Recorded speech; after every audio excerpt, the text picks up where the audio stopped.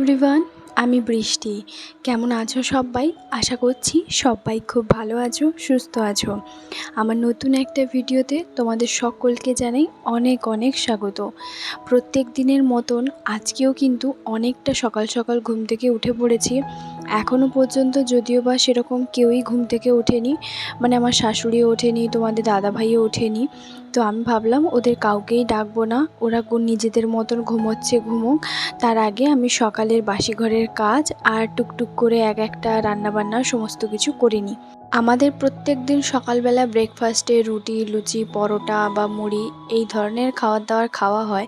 তবে জানো, আমি যখন বাড়ি যাই আমার শাশুড়িকে কখনো কোনো দিনও দেখিনি আমার জন্য বা তোমাদের দাদাভাইয়ের জন্য সকালবেলার কোনো কিছু জলখাবার বানিয়েছে বলে। তো আমার কাছে যেহেতু এসেছে, আমি আমার সবটা দিয়ে চেষ্টা করব। তো চলো এখন ঘরের মধ্যে যাই। সকালে যখন বিছানার মধ্যে শুয়ে থাকি না, তখন দেখবে ঘুম থেকে উঠতে ইচ্ছে করে না, কিন্তু একবার মন স্থির করে যদি উঠে পড়া যায় তারপরে দেখবে আর মনে হয় না যে তোমার ঘুম ঘুম পাচ্ছে।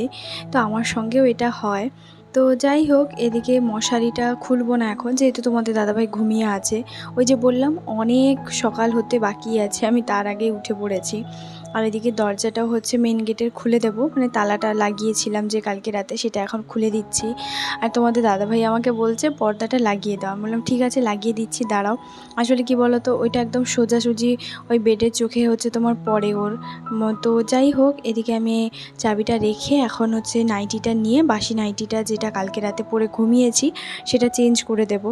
আমি জানো তো সারাদিনে যে কটা নাইটি চেঞ্জ করি, তবে সেরকম নয় যে প্রত্যেক দিন আমার চেঞ্জ করতে লাগে, কিন্তু হ্যাঁ, আমার প্রত্যেক দিন আপাতত দুটো নাইটি তো চেঞ্জ করি।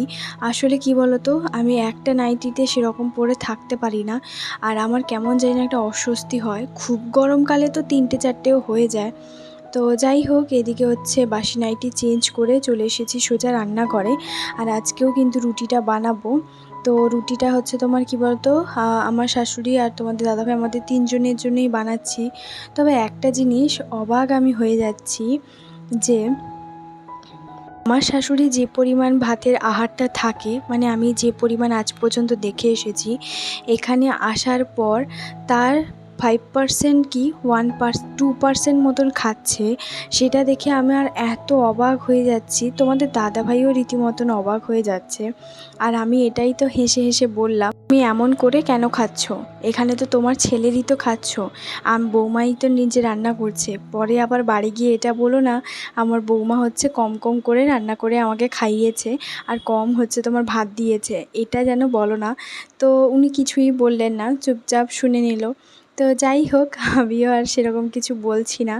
আমার না সবচেয়ে জিনিস একটা অবাক লাগে, যে আমি জানি ওই মানুষটা ঠিক কেমন কি পরিমাণ খায়, তো আমি সেইভাবেই হচ্ছে ভাত দিচ্ছি। আর আজকে 2 দিন হয়ে গেল, মানে ওনার যে খাওয়ার যে পরিমাণটা আমি দেখলাম, যেন মনে হচ্ছে ওনার খেতেই ইচ্ছে করছে না, জোর জবরদস্তি করে খাচ্ছে।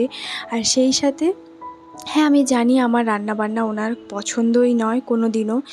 আর খেতে বসলে একটা স্বাভাবিক এমনভাবে মুখটা করে, যেন মনে হয় যেন আমি কি না কি হচ্ছে তোমার, মানে রান্না যে করেছি সেগুলো হয়তো মুখেই দেওয়া যায় না। আচ্ছা একটাই কথা বলো তো, একটা মানুষের সব দিন কি রান্না সমান হয়? আর যদিও বা সমান হয়, সেখানে হচ্ছে 4টে পদের মধ্যে একটা পদ কি কখনোই ভালো হয় না? প্রত্যেক দিন কি খারাপ হয়? আমাকে একটাই কথা বলো। এদিকে তোমাদের দাদাভাইকে আর আমার শাশুড়িকে দুজনকেই খেতে দিয়ে দিয়েছি।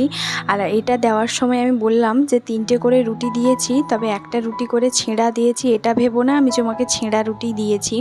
আসলে 3টে রুটি কাউকে দিতে নেই। তো বললো ও আচ্ছা। তো যাই হোক, কারণ তো আমি যে জানি, আমি যদি এই 2টো রুটি ভালোভাবে দিয়েছি, একটা রুটি ছেঁড়া দিয়েছি, উনি তো কিছু বুঝবেন না আর আমাকে কিছু জিজ্ঞেসও করবেন না, পরে বাড়ি গিয়ে অন্য কথাই বলবে। তো সেই জন্য আমি আগে থেকে হচ্ছে তোমার সারেন্ডার হয়ে বলে দিলাম। তো যাই হোক, এদিকে তোমাদের দাদাভাইরও খাওয়া দাওয়া হয়ে গেছে, ও এখন অফিস বেরিয়ে যাচ্ছে। আর আমি চলো দুপুরে কি কি রান্নাবান্না এখন করি। দুপুরে যখন রান্নাবান্না করছিলাম তবে সেভাবে আমি ভিডিও অন করতে পারিনি, যেহেতু একা একাই রান্না করছিলাম। তো যাই হোক, কালকে না তোমাদের দাদাভাই সন্ধেবেলা আসার সময় মোরলা মাছ নিয়ে এসেছিলো। তো মোরলা মাছের আলু দিয়ে ঝাল করেছি, সেই সাথে করেছি এই যে কাঁচকলা ভাজা। আমার শাশুড়ি কাঁচকলা ভাজা, বেগুন ভাজা এগুলো খেতে ভীষণ ভালোবাসে, মানে আমার শ্বশুরবাড়িতে এগুলো কমন খাওয়ার আর কি। তো কাঁচকলা ভাজাটা যে প্রথম, সেটা হচ্ছে আমি আমার শ্বশুরবাড়িতেই হচ্ছে জানতে পারি। বিয়ের আগে আমি কখনোই কাঁচকলা ভাজা খেতাম না, বা আমাদের বাড়িতে হতোও না। যাই হোক, আর করেছি মসুরির ডাল। আর এই যে দেখতে পাচ্ছ, এটাতে হচ্ছে তোমার বৌদিদের ঘরেই দেব, ওদের ঘরে কালকে কিছু একটা দিয়েছিল, আমার এই মুহূর্তে খেয়াল নেই। তাই ভাবছি আজকে একটু মোরলা মাছের ঝালটাই হচ্ছে বানিয়েছি, তো দিচ্ছি। তবে জানো তো, আমি এই প্রথমবার মোরলা মাছ রান্না করেছি। আগে কখনো আমার রুমে দেখেছো ছোটো মাছ আসেনি, আর ছোটো মাছ আমি রান্নাও করিনি। আর এই আনারসটা আমার শাশুড়ি ফ্রিজে ছিল, যেহেতু উনি চলে এসেছেন তাই নিয়ে এসেছিলো আনারসটা। তো আনারসের চাটনি করেছি। খাওয়া দাওয়া করে বিকেল এখন 4:30 মতন বাজে। আমি ভাবলাম বেশ অনেক কটা দিন হলো তুমি তো এসছো, চলো তোমাকে নিয়ে একটুখানি বিকেলবেলা ঘুরে আসি। তো এই জন্য আমি যতদূর রাস্তাঘাট চিনি, মানে ওই দিন যে আন্টির সঙ্গে বেরিয়েছিলাম, তো ওই জন্যই হচ্ছে আজকে ঠিক যতটুকুনি রাস্তা চিনি আজকে শাশুড়িকে ঠিক সেই জায়গায় নিয়ে এসেছি। আর জানো তো, প্রথমে যখন এসেছিলাম আমি খানিকটা ভয় পাচ্ছিলাম, কারণ যদি রাস্তা গুলিয়ে ফেলি তাহলে কি হবে। তো যাই হোক, ঠাকুর মন্দিরে হচ্ছে তোমার প্রণাম করে তারপর এই যে দেখো এসেছি এখন আইসক্রিম নিতে। আর জানো তো, এখানে সকালবেলা যেরকম দেরি করে সমস্ত কিছু দোকানপাট খোলে, তেমনি বিকেলবেলার দিকটাতেও দোকানপাটটা কমই খোলে। মানে সন্ধ্যের দিকে বলতে পারো সব দোকান হচ্ছে তোমার খোলা থাকে। তো এখন এই দোকানটাই খোলা আছে। আর এখন হচ্ছে আমি ভাবছি এখান থেকে আইসক্রিম নেব। জানো, তোমাদের দাদাভাই আজকে 2-3 দিন ধরে জ্বর, তাই ভাবছি ওর জন্য আইসক্রিম নেব না, কিন্তু তার আগে তবু ওকে একবার জিজ্ঞেস করলাম। ও বলছে যে না, খাবো না, তোমরা খাবে তো খাও। তো ও কালকে ভাবছি বিরিয়ানি হবে, তো তার জন্যই আমি এদিকে কোল্ড ড্রিঙ্কস নিচ্ছি। তো আমার শাশুড়ি বললো দাঁড়াও, আমি হচ্ছে তোমার টাকাটা দিচ্ছি। তো যাই হোক, এখান থেকে কোল্ড ড্রিঙ্কস নিচ্ছি আর ফ্রিজে রেখে দেবো, আজকে তো আর খাবো না। আর তোমাদের দাদাভাই কিন্তু এখন বাড়িতে নেই, মানে ও গেছে দুপুর 2টো থেকে রাত 10টা পর্যন্ত ডিউটিতে। তাই আমরা দুজন মিলে ঘরেই বসেছিলাম, তাই ভাবলাম শাশুড়িকে নিয়ে আজকে একটু বেরোই সামনের দোকান থেকে। তো এখানে দেখছি যে একটা প্লাস্টিকও বড় নেই, তো এটাকে আবার হাতে হাত করেই হচ্ছে তোমার নিয়ে যেতে হবে। উনি তো কথাই বলে যাচ্ছেন, ওনাকে 2-3 বার আমি বলছি আইসক্রিমটা দিয়ে দিন দিয়ে দিন, তো তারপর উনি অন্য কারোর সঙ্গে কথা বলাতেই ব্যস্ত।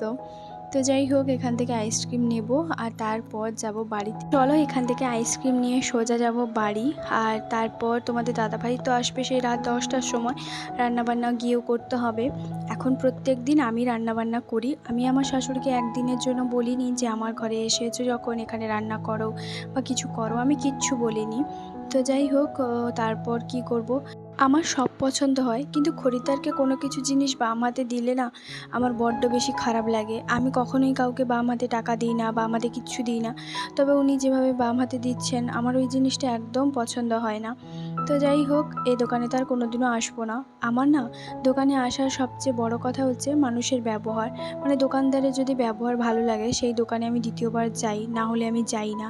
কারণ টাকাটা আমি প্রত্যেকটা টাকা আমি নগদানগদিই দিচ্ছি, সেখানে মানুষের ব্যবহারটাও সবচেয়ে বড় কথা। যেমন আমার ব্যবহারে উনি খুশি হবেন, তেমনি ওনার ব্যবহারেই আমি খুশি হব। তো যাই হোক, তো আমি তারপর বললাম। আর এদিকে হচ্ছে তোমার কি বলো তো, যে আমি বললাম প্লাস্টিকেই দিয়ে দাও, আমরা বাড়ি নিয়ে চলে যাব। তো এদিকে এসে যখন দেখি অনেকক্ষণ পর, মানে ওই গ্যাসের হচ্ছে দেখতেই পাচ্ছ একটা চুলা হচ্ছে তোমার নতুন লাগানো হয়েছে, মানে এইটা। তো এটা নতুন লাগানো হয়েছে, এটা না একদম মানে চলছিল না। 1 মাস এখানে এসেছি, 1 মাসে একদিনও চালাইনি, কারণ কেমন জানি না নিচের থেকে না গ্যাস হচ্ছে তোমার দপদপ করে পড়ছিল। তো আর ওই দিকেটা বড়টা একটুখানি ঠিকঠাক মতন করে দিয়ে গেছে। তো এটা যেহেতু আমাদের মানে নতুন কেনা হয়েছিল, নতুন বলতে পারো ওই ভাইয়া ওরা যখন ট্রান্সফার হয়ে যায়, তো তোমাদের দাদাভাইয়ের অফিস কালিগ, তো তারা ওটা কিনেছিল। আর তারপর ওরা যখন ট্রান্সফার হয়ে যায় 6 মাসের মধ্যে আমাদেরকে দিয়ে দিয়েছিল, মানে আমরা কিনে নিয়েছিলাম। তো যাই হোক, আসার সময় ফেরার পথে হচ্ছে তোমার ফুচকা নিয়ে এসেছিলাম। তো অল্প করেই নিয়ে এসেছিলাম, যেহেতু তোমাদের দাদাভাই খাবে না বলছিল, তো সেজন্য অল্প করেই নিয়ে এসেছিলাম। আর তারপর বিকেলবেলা এখানে দেখো বাইরে একটুখানি দেখছিলাম, যেহেতু অনেকটা তাড়াতাড়ির মধ্যে আমরা গেছিলাম তো বাইরে। আর এখন হচ্ছে আমি আর আমার শাশুড়ি দুজন মিলে দেখছি, তবে আমার শাশুড়ি হাইটটা যেহেতু অনেকটাই শর্ট, তো সেজন্য খুব একটা দেখতে পাচ্ছে না, তবুও যতটুকুনি দেখছে। এখানে যে দাঁড়িয়ে দাঁড়িয়ে দেখছে, যে কিছু কথা বলবে তা নয়, একদম চুপচাপভাবে কী যে উনি আমার ব্যাপারে চিন্তা করেন বা কী যে ভাবেন আমি আমার সত্যিই জানিই না। কোনো কথাই বলে না, আমার সবচেয়ে বেশি বিরক্ত লাগে। অথচ বাড়িতে যেভাবে চিৎকার চেঁচামেচি সবার সঙ্গে হই হুল্লোড় করে কথা বলে, আমি অবাক হয়ে যাই। আমি মানুষটা হয়তো খারাপ, কিন্তু এতটাও খারাপ নয় যে আমার সঙ্গে দুটো কথা বলা যায় না। আর আমিও বা কত যেচে পড়ে কথা বলবো বলো তো। যাই হোক, কয়েকটা দিন এরকম তো চলবে, তবে কালকের ভিডিওটা দেখবে তাহলেই সবটা বুঝতে পারবে। কয়েকটা দিন যে নিজের ছেলের জ্বর হয়েছে, একটু মাথায় হাত বুলিয়ে দিই, কি গায়ে হাত পায়ে একটুখানি মালিশ করে দিই, বিশ্বাস করো মা হয়ে ওনার কোনো কিছুই আমি দেখলাম না। এটা আমি অবাক হয়ে গেছি। আমি অনেক মাকে দেখেছি, না শুধু আমার মায়ের কথা বলছি না, আমি অনেক ছেলের মাকেও দেখেছি যে ছেলে অন্তঃপ্রাণ হয়। তবে আমার শাশুড়ি না সেরকম ধরনের কিচ্ছু না। আমি রান্না করছি, রান্না করতে আসছি, আবার ঘরে এসে তোমাদের দাদাভাইয়ের মাথা টিপে দিচ্ছি। মানে ও না রীতিমতো এই কয়েকটা দিন ওর সঙ্গে যে কী পরিমাণ ধকল গেছে, মানে তোমাদেরকে বলে বোঝাতে পারবো না। একে তো বৃষ্টির ওয়েদার, কখনো বৃষ্টি কখনো রোদ হচ্ছে, সেখানে বারবার ভিজে যাচ্ছে, আবার কখনো হচ্ছে তোমার রোদে যাচ্ছে, ঘাম হচ্ছে। মানে এই করতে করতে মানুষটার রীতিমতো শরীরটাই খারাপ হয়ে গেছে। আর জ্বর, মানে খাওয়া দাওয়া ঠিক মতন করতে পারছে না।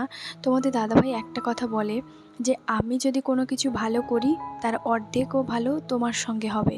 আবার ঠিক তেমনি তোমার যদি অর্ধেক কিছু খারাপ হয়, তাহলে সেই খারাপটাও আমার সঙ্গেও হবে। তবে দেখা যাক, ওর যখন জ্বর হয় তার কিছুদিনের পর আমারও জ্বর হয়, ওর যখন ঠান্ডা লাগে তার কয়েকটা দিন পর আমারও ঠান্ডা লাগে। আমি তো এখন ভাবছি যে আমি যেহেতু এখানে নতুন ওয়েদারে এসেছি, ওয়েদারটা চেঞ্জ হয়েছে, আমারও এইটা হবে। তবে তোমাদেরকে আমি কয়েকটা দিন পর, মানে কালকের ভিডিওটা তোমরা দেখলে নিজেরাই অবাক হবে, আর হাতে নাতে প্রমাণ তোমাদেরকে আমি দেখাবো আমার শাশুড়ি যে ঠিক কত বড় সাংঘাতিক খতরনাক মহিলা।